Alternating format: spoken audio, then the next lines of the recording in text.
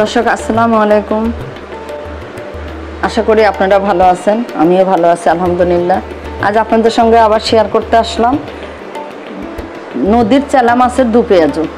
তাতে যা যা লাগবে বেশি পর্যাপ্ত পেঁয়াজ, কাঁচামরিচ, লবণ, হলুদ, শুকনা মরিচ সামান্য বাটা, জিরে বাটা, আদা রসুন বাটা।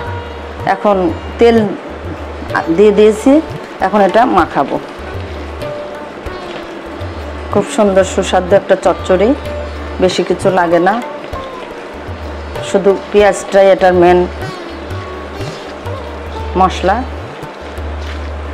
পেঁয়াজ, কাঁচামরিচ, পরে একটু ধনেপাতা আর টমেটো কেটে দিব। ওগুলো আমার ফ্রিজে আছে, আগে মেখে সুন্দর করে উঠায় দেই। এই যে দেখুন একদম মাখানো শেষ। এখন দিব মাছটা। এই যে নদীর চেলা মাছ, নদীর চেলা মাছের দু পেঁয়াজু। এটাতে বেশি পানি লাগবে না, তো গ্যাসে দিব তো, যার জন্য একটু পানি দিতে হবে। গ্যাসে দিয়ে চুলায় দিয়ে একটু তো হাত ধুয়ে পানি দিতেই হবে সিদ্ধর জন্য। আপনারা এভাবে করে খেয়ে দেখবেন, অনেক সুন্দর রান্নাটা হয়।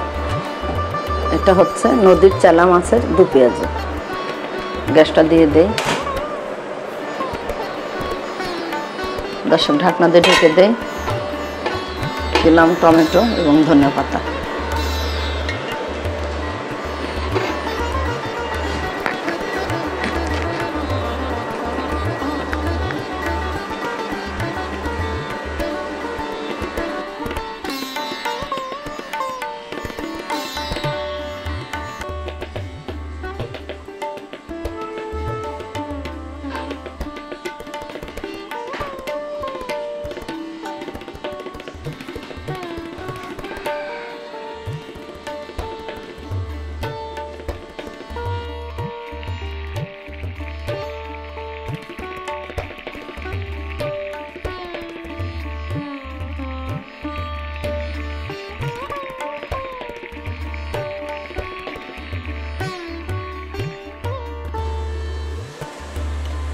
দর্শক দেখুন একদম কমপ্লিট, নিচে তেল চলে এসে গেছে একদম। এই যে ঠিক এই অবস্থাতেই থাকবে, বেশি পোড়া পোড়া করলেও ভালো লাগবে না।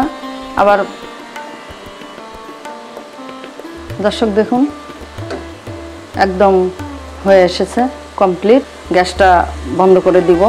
এটা নিচে তেল চলে এসেছে, এটা কমপ্লিট হয়ে গেছে।